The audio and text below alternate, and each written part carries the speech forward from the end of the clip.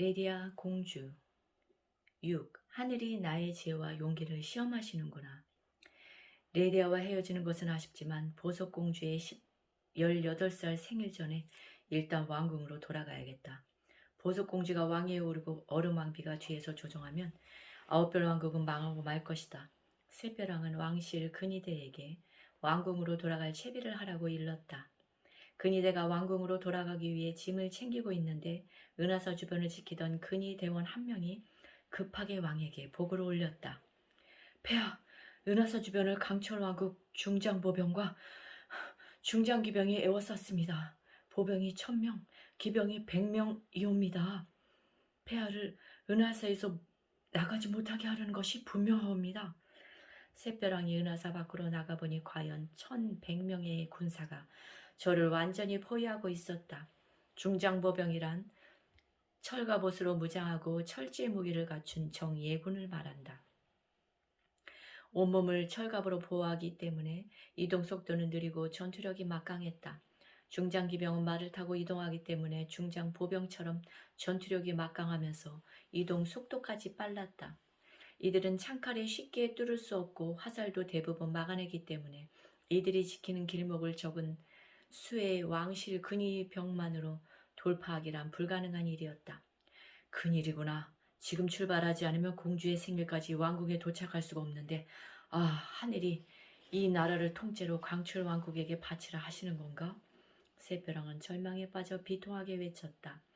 레디아가 급히 절 밖으로 나와 강철 왕국 군대의 진영을 살펴보았다.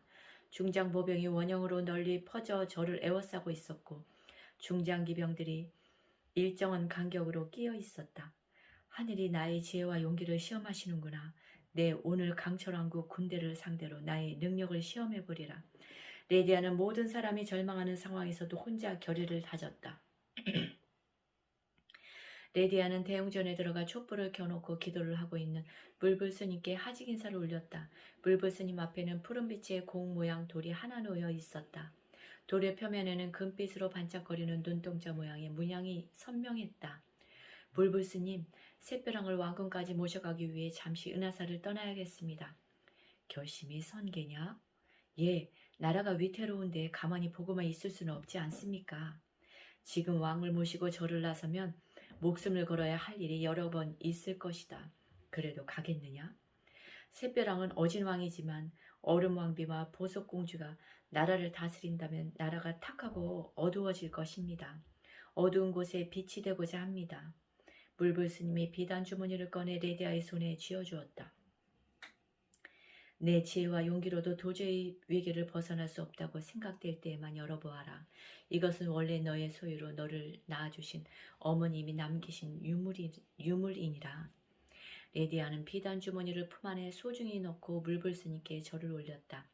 레디아의 눈에서 흐르는 눈물이 물불스님의 눈에서도 흐르고 있었다. 다시 돌아올 때까지 몸 건강히 계십시오. 물불스님이 갑자기 반짝이는 눈동자가 있는 푸른 돌을 가리키며 물었다. 이 돌이 무엇인지 아느냐? 라피스 라질리입니다. 라피스 라질리는 청금석이라 불리는 암석으로 청색 돌에 백색과 금색의 무늬가 섞여 있는 귀한 돌이다. 맞다. 그럼 라피스 라질리의 별명도 아느냐? 신의 눈이라 불립니다. 물부스님이 떠나는 레디아에게 마지막 가르침을 내렸다. 맞다. 이 돌이 귀한 것은 우주의 질서가 빛으로 이루어졌다는 것을 알려주기 때문이다. 그래서 신의 눈이라고 불린단다. 밤눈이 밝은 쥐가 고작 한 톨의 쌀 아래 눈이 멀어 쥐덫에 걸리는 법이다. 욕심에 눈이 멀면 공경에 처하게 된다. 반면에 빛을 보는 눈을 뜨게 되면 역경을 이기고 소원을 성취하게 되는 법이다. 빛을 보는 투명한 눈으로 세상을 봐야 한다. 그 눈이 다이아몬드 눈이고 신의 눈이다. 언제나 빛을 따라가라. 촛불처럼 작은 빛 하나가 황금문을 여는 열쇠이니라. 레디아는 물불스님의 마지막 말을 가슴 속에 새기고 또 새겼다. 대웅전에서 나온 레디아가 샛별왕에게 다가가 위로하며 말했다. 아직 끝난 것이 아닙니다. 하늘의 그물은 빠져나갈 곳이 없지만 사람이 만든 그물에는 반드시 구멍이 있기 마련입니다. 제가 폐하를 모시고 지혜의 창으로 강철의 방패를 뚫고 왕궁까지 무사히 도착할 수 있도록 길을 안내할 것입니다. 방도가 있겠느냐? 강철왕국 중장보병과 기병은 철갑을 두르고 있어서 창칼로는 무찌르기 어렵습니다. 하지만 작은 힘도 한 곳에 모이면 넓게 퍼진 큰 힘을 능히 이길 수 있습니다. 내가 지시를 내리거라. 나의 근위병은 모두 너의 명을 따를 것이다. 샛벼랑이 위기를 극복하기 위해 레디아에게 군의 지휘권을 내주자 레디아가 즉시 명령을 내렸다. 지금 바로 외양간으로 가서 소를 정문 쪽에 모아오세요. 근위병들이 소를 정문에 모아놓자 그 수가 22여 마리나 되었다. 은하사는 대식구를 먹이기 위해 넓은 농과 밭을 경작하고 있었기 때문에 농사를 짓기 위해 소를 많이 키우고 있었다. 레디아는 소의 몸에 붉은 천을 두르고 그 위에 무시무시한 모습의 금강 역사를 그려 넣었다. 그리고 소의 뿔에는 날카로운 칼을 매달았다. 그 뒤에는 50명의 근위병이 장창과 방패를 들고 샛벼랑을 사방에서 보호하며 정렬했다. 레디아는 근위병의 얼굴에도 붉은 물감을 발라 하늘의 병사처럼 화려하게 꾸몄다. 근위병들은 레디아의 명에 따라 무기와 방어구를 최대한 가볍게 장착했다. 레디아는 준비를 마치자 하늘을 보며 날씨를 살폈다. 날이 흐리고 구름이 많이 모이고 있습니다. 밤이 되면 구름이 달빛을 가려 한 치 앞도 잘 보이지 않을 겁니다. 그때 일제히 움직여 포위망을 뚫고 아홉별 왕궁으로 가겠습니다.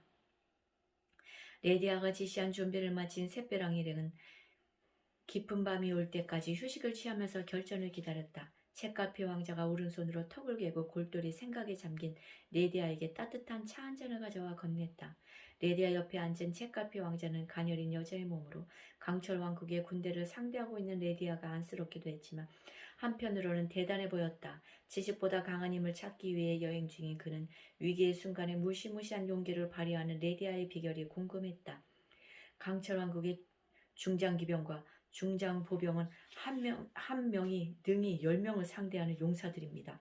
우리는 수적으로도 열세이고 무기도 부족합니다. 일이 잘못되면 큰일을 당할 수도 있습니다. 두렵지 않으십니까? 두렵습니다. 그런데 왜 이런 중책을 맡았습니까? 저는 두려움에 맞서는 용기 있는 사람이고 싶습니다. 아무것도 두려워하지 않는 것은 용기 있는 사람이 아니라 어리석은 사람입니다. 사람의 가치는 안락하고 편안한 시기에는 알 수 없습니다. 도전과 논란의 시기에 어떤 입장을 취하는지를 봐야 알 수 있겠지요. 제게는 빛을 닮은 생각과 말과 행동이 있습니다. 지금은 어둡고 턱없는 터널 안에 있는 것처럼 보이지만 결코 어둠에 집중하지 않고 마지막에 만날 밝은 빛에 집중하면 반드시 터널을 통과해 빛의 세계로 나갈 수 있다고 믿습니다. 정말 강한 분이군요. 제가 나고 자란 나라에는 수만 권의 책을 읽어 방대한 지식을 가지고 있지만 한 번의 용기도 내지 못하는 고관 대작들이 수두룩하거든요. 책갈피 왕자는 강철 왕국의 부당한 요구에 단호하게 대처하지 못하고 끌려다니는 책 왕국의 현실을 떠올렸다.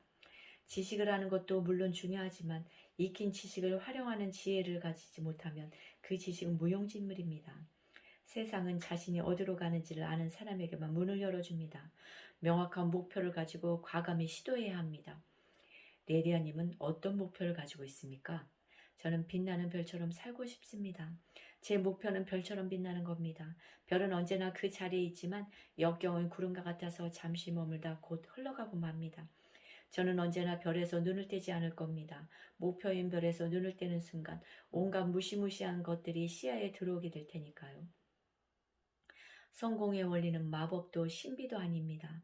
성공은 스스로 빛난다는 기본 원칙을 지속적으로 적용한 사람에게 자연스럽게 찾아오는 당연한 결과일 뿐입니다. 장난기가 발동한 책갈피 왕자가 짓궂은 질문을 던졌다. 열심히 했는데 별에 도달하지 못하면 어떻게 됩니까? 하지만 레디아의 말문은 막히는 법이 없었다. 별을 목표로 스스로 빛났다면 별에 도달하지 못해도 최소한 별들 사이에는 자리 잡게 될 것입니다. 별이 못 되면 다른 데겠죠. 마냥 깜깜한 것보다는 낫겠지요. 이번에는 레디아가 책갈피 왕자가 했던 질문을 되돌려 주었다. 책갈피님은 두려우십니까? 책갈피 왕자가 고개를 끄덕이며 그 말에 수긍했다. 힘 있는 자가 힘 없는 자를 괴롭히는 것이 두렵습니다. 또 많이 알아도 아는 대로 실천하지 못하는 제 자신이 두렵습니다. 해안선이 시야에서 사라지는 것에 겁먹지 말아야 신 대륙을 발견할 수 있습니다. 위대한 선장이 지휘하는 배는 결코 그네를 맴돌지 않는 법입니다. 성공에 이르는 길에는 항상 커다란 무엇이 놓여있기 마련인데 어떤 사람들은 그것을 극복 불가능한 역경으로 해석하고 어떤 사람들은 그것을 황금 같은 기회로 봅니다. 저는 그 커다란 무엇을 장애가 아닌 기회라고 생각합니다. 어려울 때 자신의 가치를 깨닫고 한 차원 높은 존재가 될 가능성이 높거든요. 부족함이 없이 풍요로운 인생을 사는 사람들은 굳이 자신을 개발할 필요를 느끼지 못하니까요. 책갈피 왕자는 평소 궁금했던 것을 물어보았다. 성공이라는 것은 추상적인 개념이어서 숫자로 표시할 수가 없습니다. 성공을 수치로 나타낼 방법이 있을까요? 온 세상의 책을 다 읽었다는 책갈피 왕자다운 질문이었다. 그는 과학적으로 증명 가능한 지식과 지혜를 추구했다. 하지만 성공이라는 개념을 숫자를 사용해 측정하는 것은 똑똑한 책갈피 왕자로서도 도무지 갈피를 잡을 수 없는 일이었다. 하지만 레디아는 이번에도 머뭇거리는 법이 없었다. 그것은 매우 쉬운 일입니다. 성공은 현재의 위치가 아니라 그동안 극복한 장애물의 크기와 관련이 있습니다. 따라서 성공을 수치로 측정하려면 처음 출발점과 마지막 성취 사이의 거리를 생각해 보면 됩니다. 이렇게 생각하면 부자가 이룬 어지간한 성취보다 어려운 환경에서 스스로를 빛내며 이룬 작은 성취가 더 크다는 것을 쉽게 알 수 있습니다. 책갈피 왕자는 레디아의 말을 듣자 그녀가 어떻게 지금처럼 절체절명의 위기 상황에서도 커다란 용기를 가지고 지혜를 발휘하며 당당하게 행동할 수 있었는지 지금 조금은 알 것 같았다. 레디아님은 결코 넘어지지 않는 사람이 아니라 넘어질 때마다 툴툴 털고 일어나는 사람이군요. 성공의 기운은 먼저 녹화하지는 않지만 우리가 계속 문을 열려고 노력하면 어느새 모습을 드러냅니다. 문이 열리거나 벽이 넘어지거나 새로운 문이 생기는 형태로 말이죠. 그래서 저는 절대 포기하지 않습니다. 밤이 찾아오고 구름이 달빛마저 가리자 사방이 칠흑처럼 어두워졌다. 레디아는 은하사의 대문을 활짝 열어젖히고 소의 꼬리에 불을 붙였다.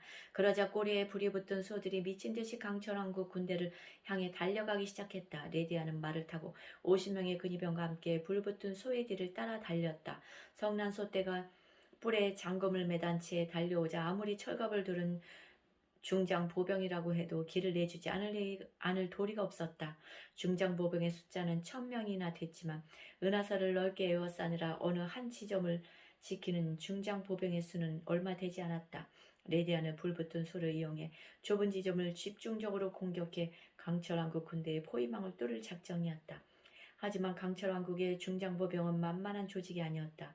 레디아의 작전에 휘말려 순간적으로 대응이 무너지긴 했지만 주위의 병력이 이내 새로운 포위망을 구축하며 샛벼랑의 근위대를 에워싸기 시작했다. 포위망이 완성되면 꼼짝없이 발이 묶일 상황이었다. 이때 레디아가 엄지손가락과 검지손가락을 입에 대더니 휘파람을 불었다. 날카로운 휘파람 소리가 어두운 밤하늘에 멀리 퍼졌다. 슉슉슉. 얼마 지나지 않아 뭔가 엄청난 수의 비행체가 날아오는 소리가 사방에서 들렸다. 강철 왕국의 중장 보병들은 손에 든 횃불을 높이 들어 머리 위를 비쳤다. 박쥐다! 누군가가 다급하게 외쳤을 때는 이미 수만 마리의 태양박쥐들이 날카로운 발톱과 이빨로 중장 보병들의 얼굴을 공격하기 시작한 뒤였다. 잘 발달된 근육으로 날개를 조정하며 사방으로 날아다니는 박쥐들의 공격을 받은 중장보병들이 당황한 틈을 놓치지 않고 레디아가 신속하게 명령을 내렸다. 포위망이 벌어진 곳을 향해 전속력으로 달립시다. 샛벼랑의 근위대도 뜻밖의 광경을 보고 당황하기는 마찬가지였지만 레디아의 매서운 명령을 듣고 이내 상황을 파악했다. 레디아의 말대로 태양박쥐들의 맹활약 덕분에 포위망이 느슨해진 곳이 보였다. 근위병들은 샛벼랑을 호위하며 벌어진 포위망을 뚫고 왕궁을 향해 달리기 시작했다. 무거운 갑옷을 입은 중장 보병들은 말을 타고 달리는 샛벼랑과 레디아의 근위병을 따라가지 못했다. 100명의 중장 기병이 필사적으로 말의 엉덩이를 채찍으로 때리며 샛벼랑의 뒤를 쫓았다. 하지만 중장 기병 역시 무거운 갑옷과 두꺼운 창을 들고 있었기 때문에 레디아의 명에 따라 가벼운 복장을 한 채 말에 올랐던 샛벼랑의 근위대를 따라가기는 역부족이었다. 거리가 점점 벌어지더니 이내 샛벼랑의 근위대는 모습조차 보이지 않았다. 감사합니다. 다음에 레디아 2 권 이어서 하겠습니다.